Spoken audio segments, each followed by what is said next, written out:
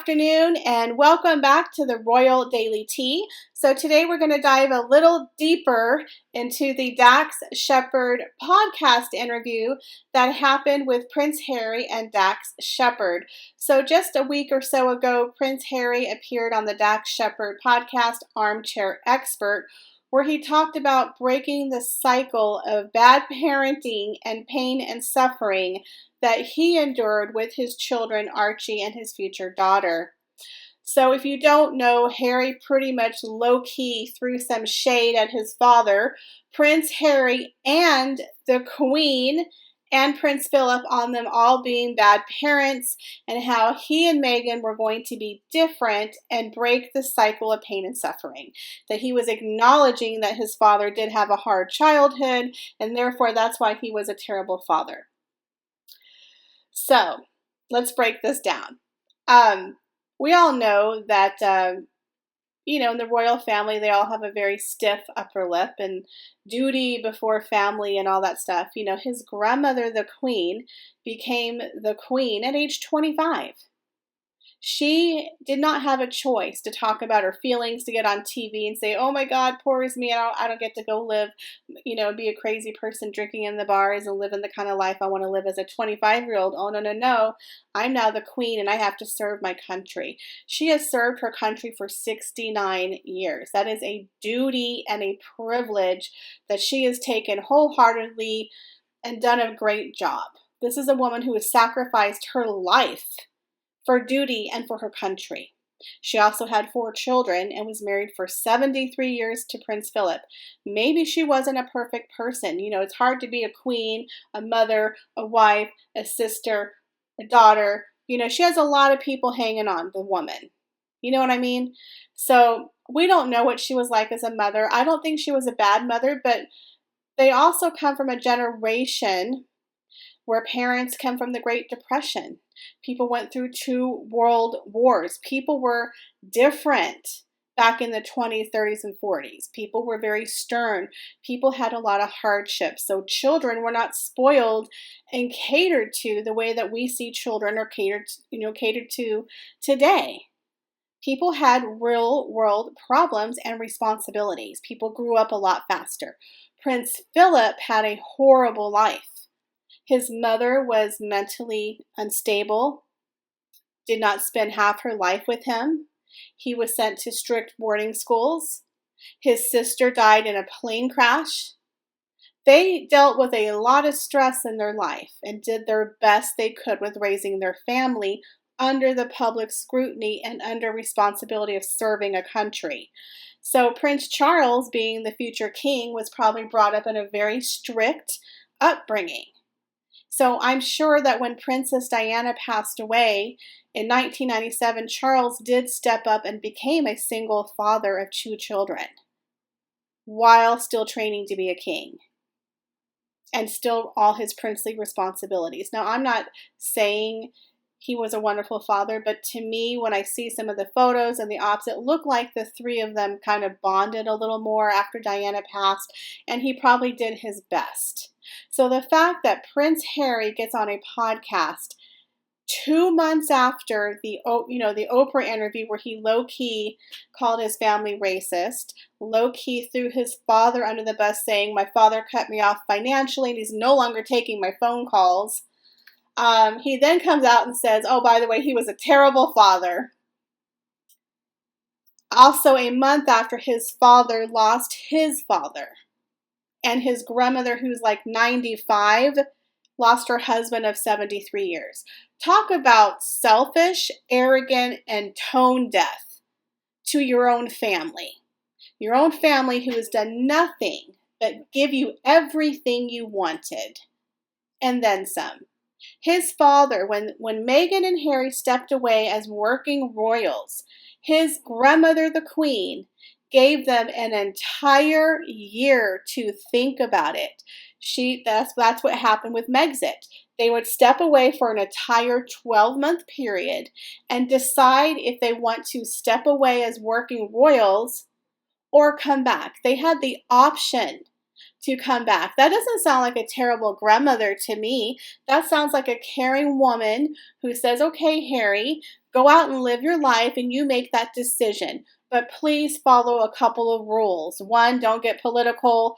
2, don't embarrass the crown. 3, just stay out of the limelight. Well, unfortunately, him and Meghan just couldn't do that, right? So after the 12 months ended, the Queen was like, nah, we don't need you back. So that's when Harry and Meghan got pissed, and 2 months later appeared on Oprah trashing the family. Let's get real. They only did that Oprah interview for revenge because they wanted to be half in and half out. And when the Queen said, no, there's no half in and there's no half out. You're either in or you're out.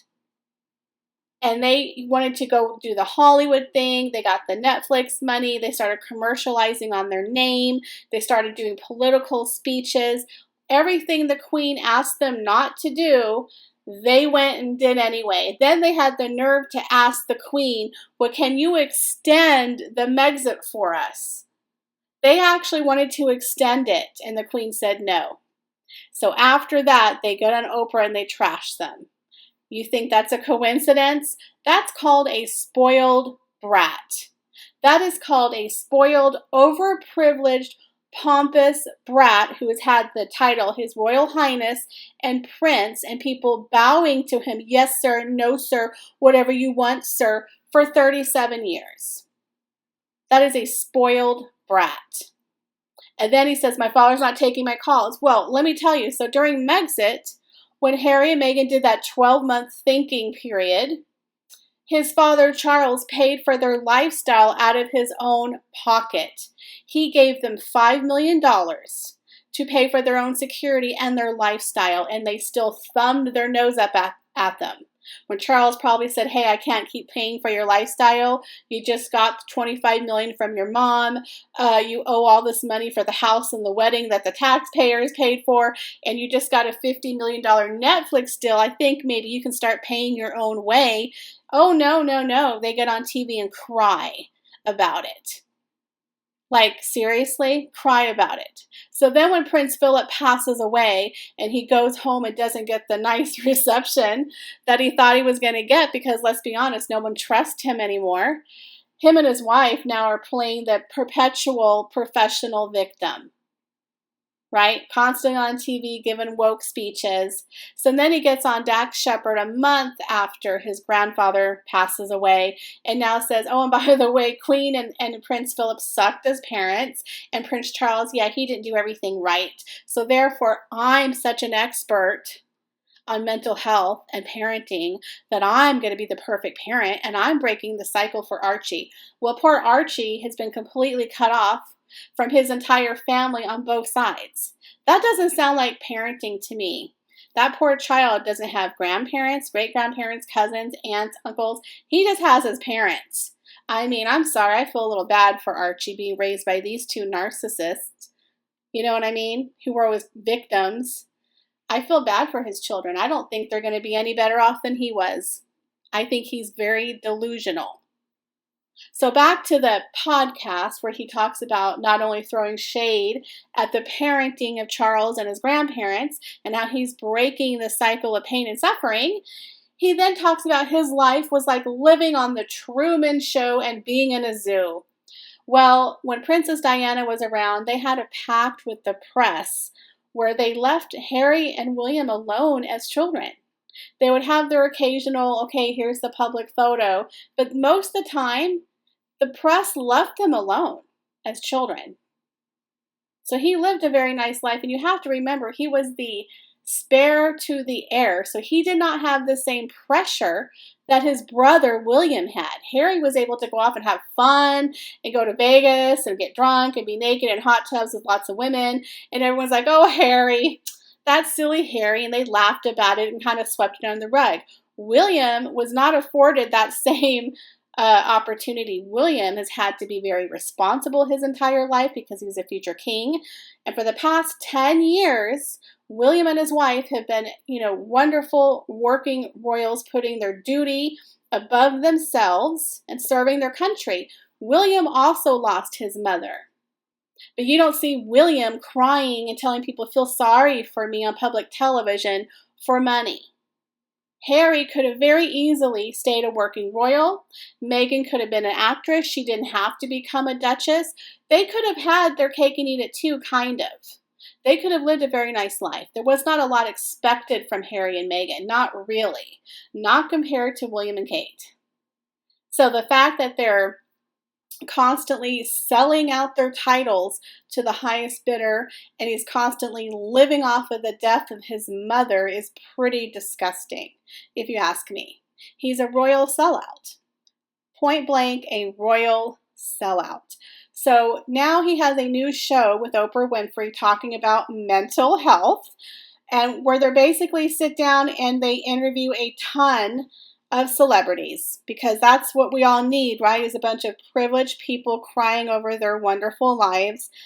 All about them, of course. No, thank you. I think it's so tone deaf that they think that we just continually want to hear about celebrities, right? So there's a new show on Apple TV with Oprah called The Me You Can't See, where they interview Lady Gaga and a whole bunch of other celebrities talking about their life. But let's be honest here. Harry's expertise on mental health is very limited. Very limited. He claimed in a Vanity Fair interview back in 2017 that his brother, William, talked him into getting professional counseling and how that really helped him deal with the death of his mother. Well, on the Dax Shepard podcast, he's now saying it was Meghan, his wife, who basically had him go out and get mental health help. So this is kind of ironic how he's crediting Meghan with giving him the help and the tools needed to get through the pain of his childhood because she thought he should get counseling. But when Meghan, his wife, was pregnant and suicidal, he was embarrassed and ashamed that she needed to get help and she couldn't get help. That the HR department in the palace said, no, you can't get help. But supposedly he is a royal prince, was able to get mental health. How does that make any sense? So again, that's another lie or exaggeration that the couple has told once again. Nothing with these two seem to add up, and he forgets that people can do some research and read old articles. So was it your brother, William, in 2017 who told you to get help, or was it Meghan? Who is it, you know? So I don't know, but a lot of people, this interview it's rubbing them the wrong way. They're constantly using their titles and the death of his mother for financial gain. My opinion is, if you hate the royal family, if your life was so horrible, why not give up the titles and your place in line of succession?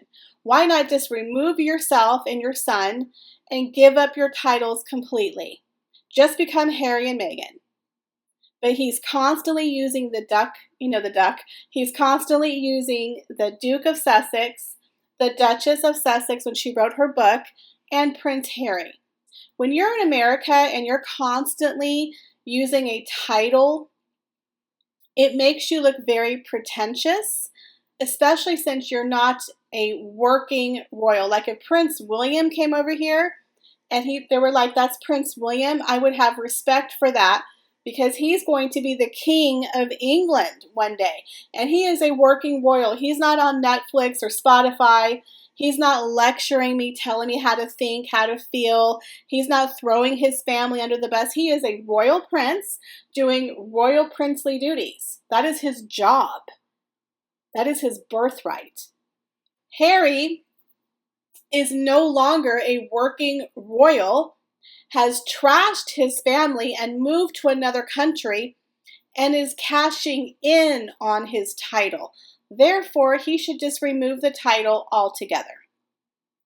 What do you think, guys? Do you think Prince Harry and Meghan should just completely stop using titles? Should he be removed from the line of succession? Should Charles just cut it off at George? George, and then maybe skip over them and go to Beatrice or something. I don't know. I personally am tired of these two whining. I'm tired of him cashing in. I'm tired of him being the professional victim of his overprivileged life. Let me know in the comments what you think, guys, of this interview that he did on Dax Shepard and if he should stop being the professional victim. Be sure to follow me on TikTok and Instagram. I really appreciate it. Thanks, guys.